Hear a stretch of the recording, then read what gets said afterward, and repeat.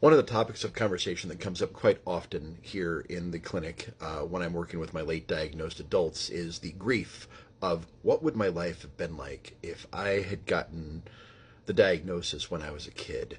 Um, and like, I have adults everywhere from, 26, 27, all the way up to, I think the oldest person that I've diagnosed and started treating and working with their ADHD was 64 years old.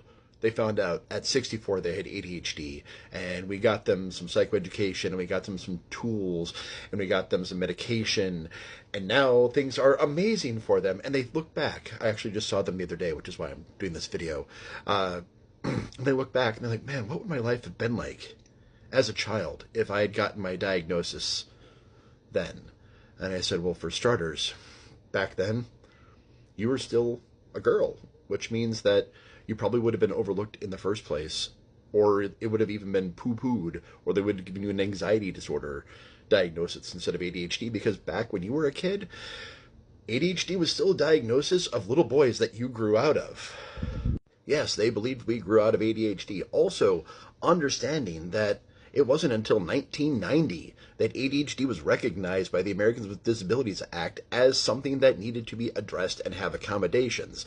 So prior to 1990, accommodations weren't a thing. Like, you might have gotten an IEP or behavior program when you were in school, but it wouldn't have mattered once you got out into the field, into the workforce. Also, prior to even 10 years ago, really, which is when the big renaissance of actually exploring and understanding ADHD really began.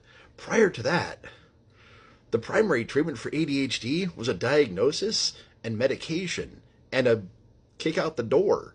You weren't given psychoeducation. You weren't given tools. You weren't given anything. And the primary treatment for kiddos back in the 80s and 90s when I grew up was Ritalin. You got Ritalin. Adderall didn't even come out until mid-90s. And if the amount of Ritalin that you were on wasn't doing the trick to make you not ADHD, they gave you more Ritalin and probably an antipsychotic. Yes, the treatments for ADHD were minimizing, barbaric, and often incredibly harming, all the way up until, just recently. And honestly, even with pioneers like Marshall Lenehan and Russell Barkley leading the way and leading the charge and shouting as loud as they can, and even Dr. Connors and Dr. Amen creating different assessments to help understand ADHD better, and creating books and treatment modalities to deal with ADHD. I mean, Marshall Lenehan did tons with DBT, and Russell Barkley has written dozens of books on ADHD, both for kids and adults.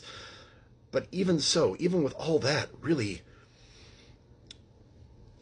late diagnosis is probably, honestly, if we look at it in a very logical sense, much better for us. Yes, we incurred a lot of trauma growing up. Yes, it would have been nice to know that there's a reason why we're different. But also understanding that during that time, we would not have been treated differently. Well, we would have been treated differently, but it wouldn't have been a positive difference.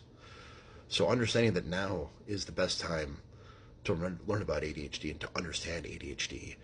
And I use logic a lot to help me move past emotional pain.